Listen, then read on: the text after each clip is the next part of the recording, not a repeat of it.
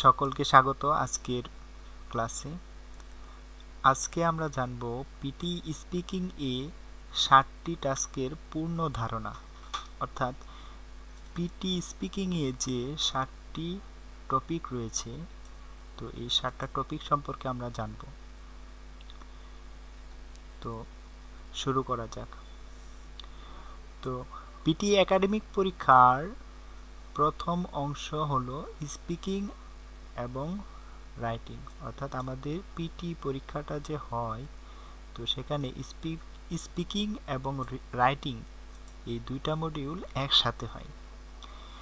এর মধ্যে স্পিকিং অংশের সময়সীমা প্রায় 30 থেকে 35 মিনিট, অর্থাৎ আমরা যে স্পিকিং এবং রাইটিং পরীক্ষাটা দিব, এই দুইটা মডিউল যে একসাথে পরীক্ষাটা দিব, তো এই দুইটার ভিতর আমাদের স্পিকিং পরীক্ষাটা হবে 30 থেকে 35 মিনিট।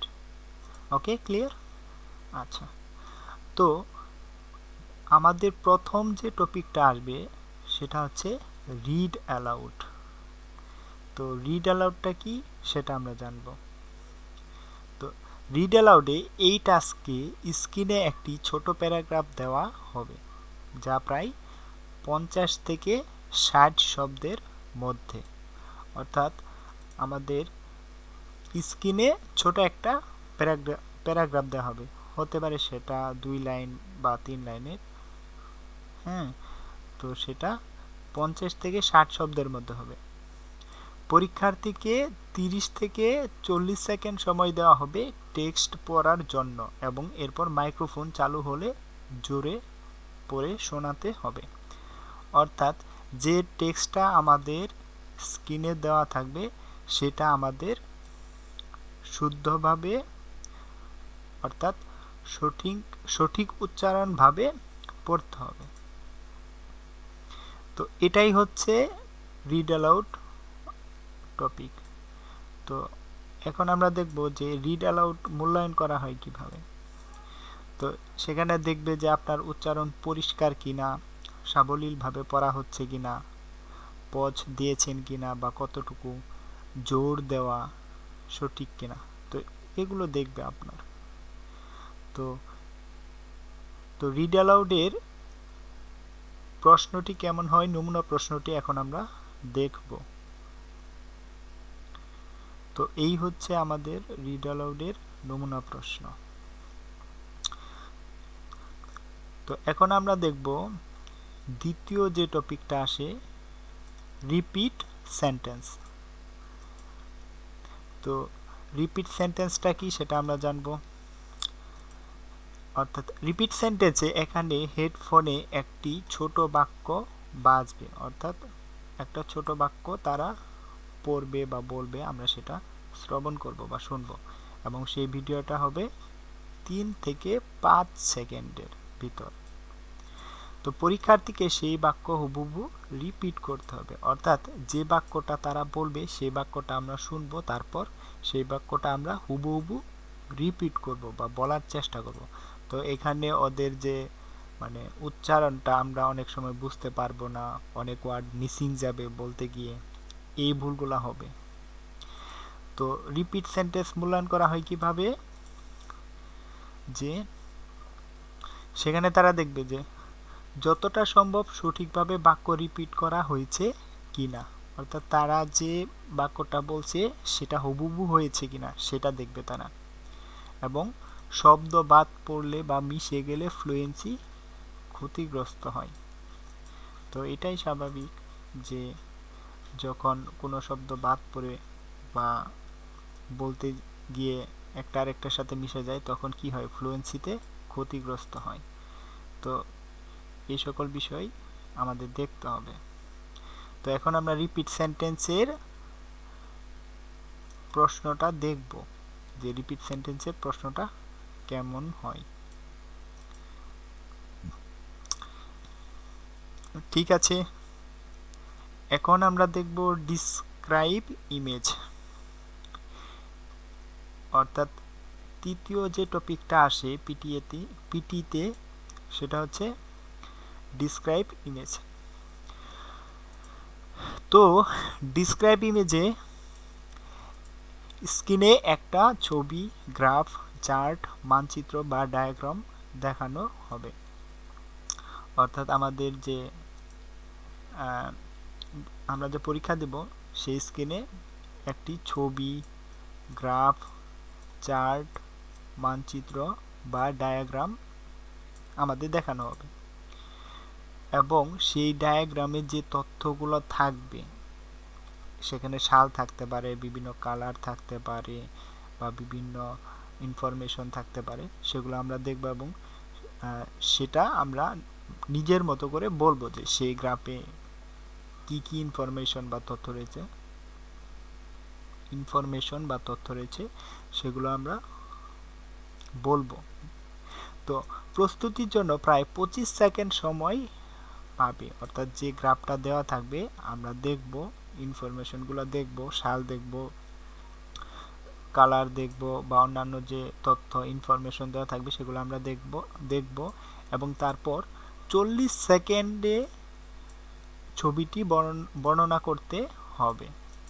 অর্থাৎ 25 সেকেন্ড সময় দিবে আমাদের প্রস্তুতির জন্য এবং 40 সেকেন্ড সময়ে আমাদের বর্ণনা করতে হবে, অর্থাৎ বলতে হবে। তো এই হচ্ছে ডিসক্রাইব ইমেজ। তো এটার মূল্যায়ন করা হয় কিভাবে আমরা দেখব যে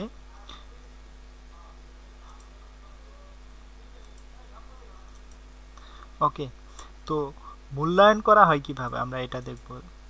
তো ছবির মূল বিষয় ধরতে পারা, এটার উপর মূল্যায়ন করে ওনারা। তারপরে সঠিক শব্দের ব্যবহার হয়েছে কিনা, সঠিক শব্দের ব্যবহার হয়েছে কিনা সেটা দেখবে। ফ্লুয়েন্সি ও প্রনাউন্সিয়েশন আমাদের এটাও তারা দেখবে এবং সেভাবেই আমাদের স্কোর দেবে। তো এখন আমরা ডিসক্রাইব ইমেজের নমুনা প্রশ্ন দেখব যে এই প্রশ্নটা কেমন হয়।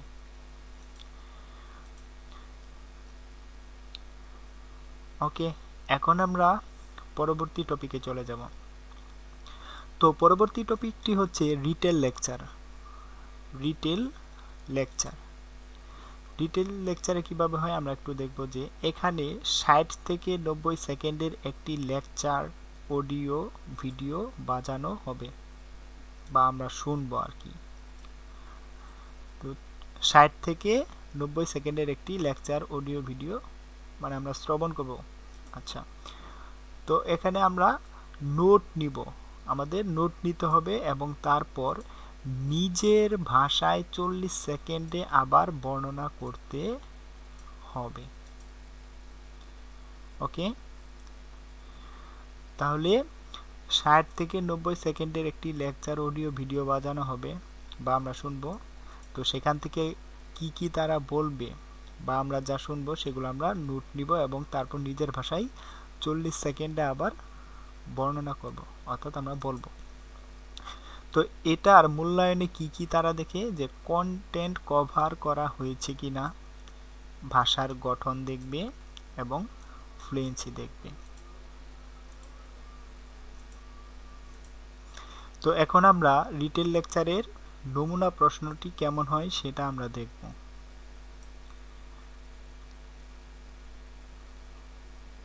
তো আমরা দেখতে পেলাম রিটেল লেকচারের নমুনা প্রশ্ন।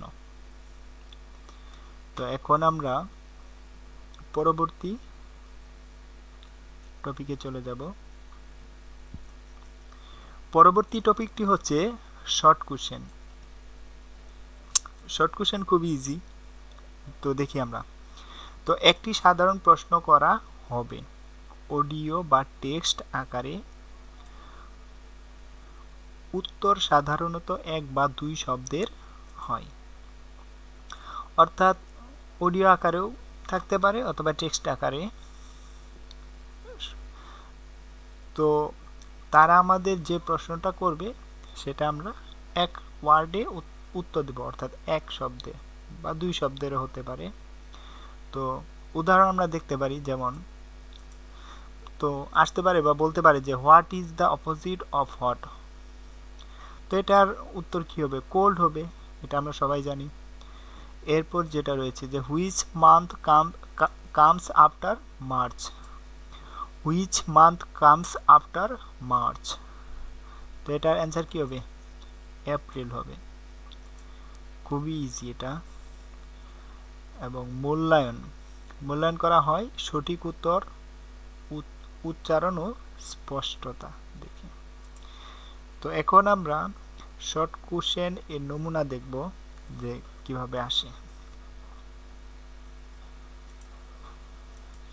তো আমরা দেখতে পেলাম যে অ্যান্সার শর্ট কোশ্চেন নমুনা কোশ্চেন কেমন হয়। তো এখন আমরা পরবর্তী টপিকে চলে যাব।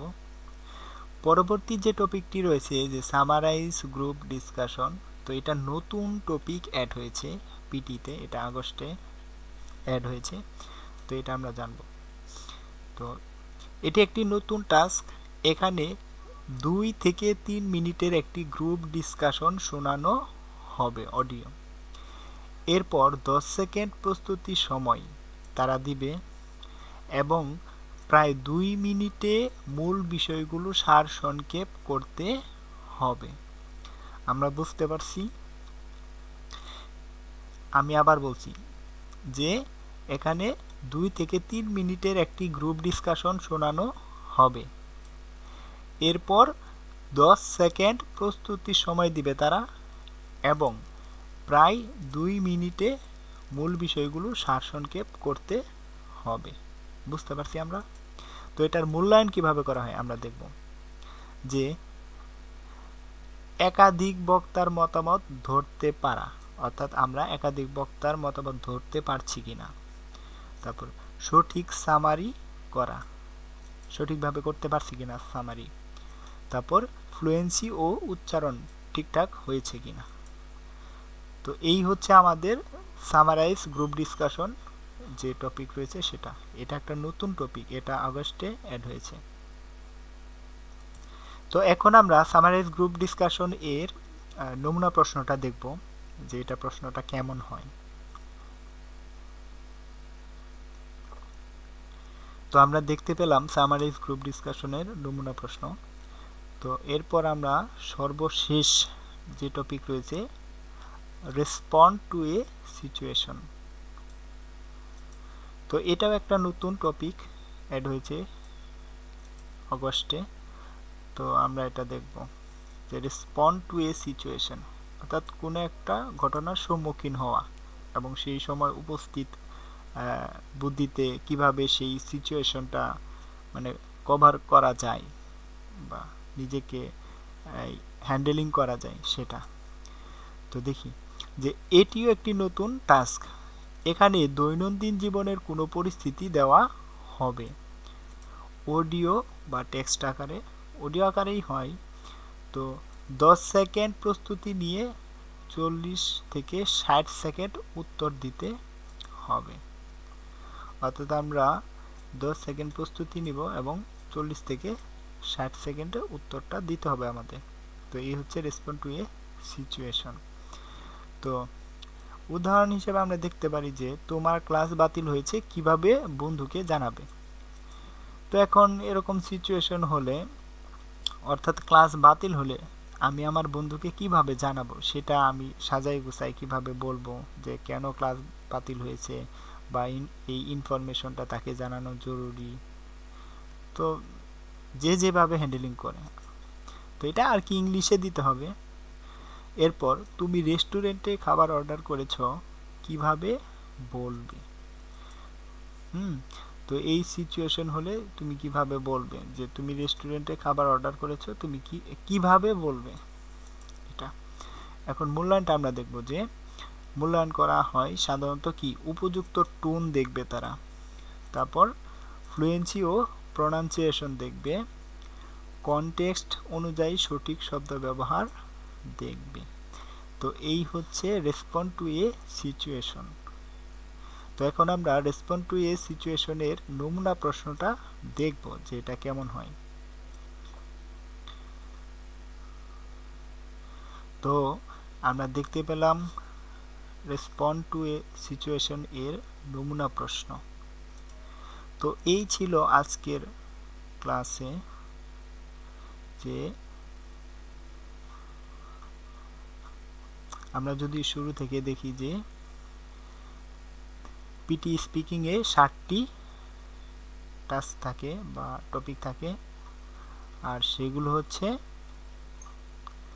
Read aloud, repeat sentence, describe image, retell lecture, answer short questions, summarize group discussion, respond to a situation।